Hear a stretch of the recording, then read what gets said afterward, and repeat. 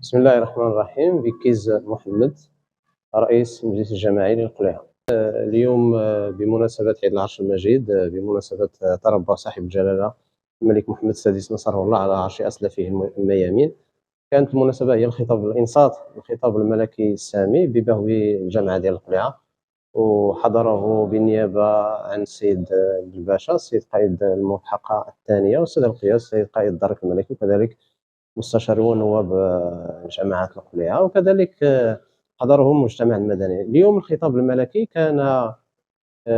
كانت فيه رسائل، وكانت فيه كذلك توجيهات، وكانت فيه إشادات. أولا ذكرنا صاحب الجلالة بالوطنية أولا والاعتزاز بها من طرف كافة المغاربة، وأعطانا مثال هو فريقنا الوطني في قطر الذي عبر عن انتمائه لهذا الوطن، عبر عن تلاحم الشعب المغربي كذلك، وعن تلاحم كذلك الأسرة المغربية. كذلك فيه اعتزاز بما أنجز من مشاريع كبرى على المستوى الوطني وعلى مستوى البنيات التحتية.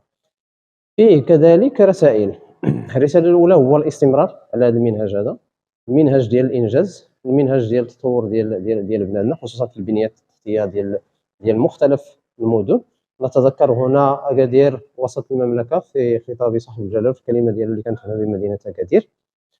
كذلك فيها دعوة للجيران ديالنا الجزائر أنه راه الذراعنا مفتوحة، ولا يمكن للدولة المغربية أن تضر جارتنا الجزائر.